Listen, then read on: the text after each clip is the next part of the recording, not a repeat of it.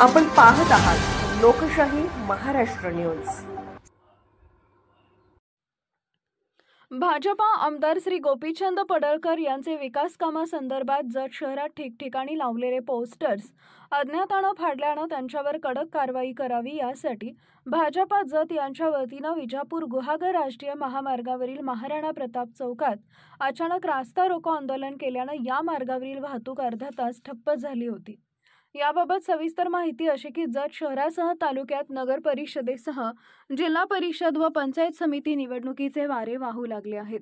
जतचे भाजपा आमदार श्री गोपीचंद पडळकर यानंतर या सर्व निवडणुका नजरेसमोर ठेवून जत येथील राजाराम बापू सहकारी साखर कारखाना हा माजी मंत्री जयंतराव पाटील यांनी राजे विजयसिंह डफळे साखर कारखान्याच्या 22,000वर सभासदांच्या हक्कांवर गदा आणून अगदी अल्प किमतीत ढापल्याचा आरोप करून हा साखर कारखाना डफळे साखर कारखान्याच्या पूर्वीच्या सभासदांना जोपर्यंत मिळत नाही तोपर्यंत न्यायालयीन लढाईबरोबरच रस्त्यावरची लढाई लढण्याची आक्रमक भूमिका घेतली आहे।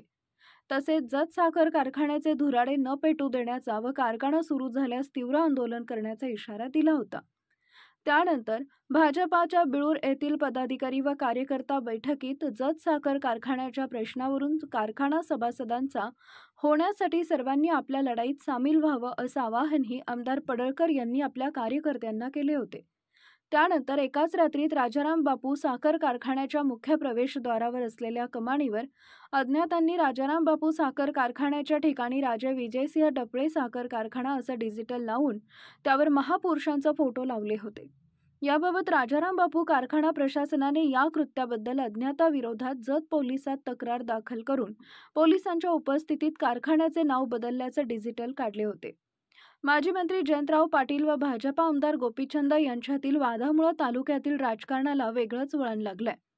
अशातच राष्ट्रीय काँग्रेस पक्षाचे जिल्हाध्यक्ष माजी आमदार विक्रमसिंह सावंत यांनी पत्रकार बैठक घेऊन आमदार पडळकर यांच्या कार्यकर्त्यांनी जत शहरात विविध ठिकाणी आमदार पडळकर यांनी मंजूर करून आणलेल्या विविध विकास कामांसंदर्भात लावण्यात आलेल्या डिजिटल पोस्टरवरून टीका केल्यानं भाजपा व काँग्रेस पदाधिकारी यांच्यातील संघर्ष तीव्र झालाय।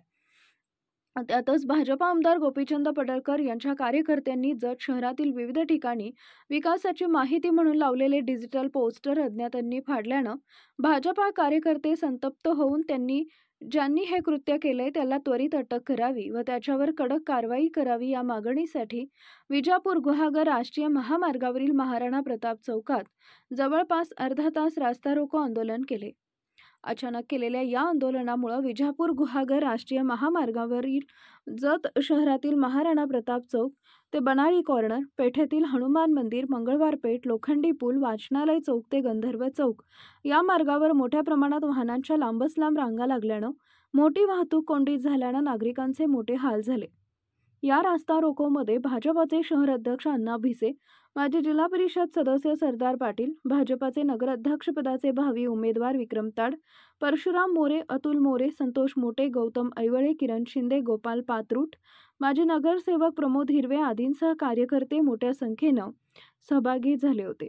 जतचे पोलीस निरीक्षक संदीप कोळेकर यांनी ज्यांनी कोणी हे कृत्य केले त्याला शोधून अटक करू व त्याच्यावर कडक कारवाई करण्याचं आश्वासन दिल्यानं सुमारे अर्धा तास सुरू असलेला हा रास्ता रोको मागे घेण्यात आला। यावेळी मोठ्या प्रमाणात पोलीस बंदोबस्त तैनात करण्यात आला होता। लोकशाही महाराष्ट्र न्यूज चॅनलला लाईक करा, शेअर करा आणि सबस्क्राईब करा।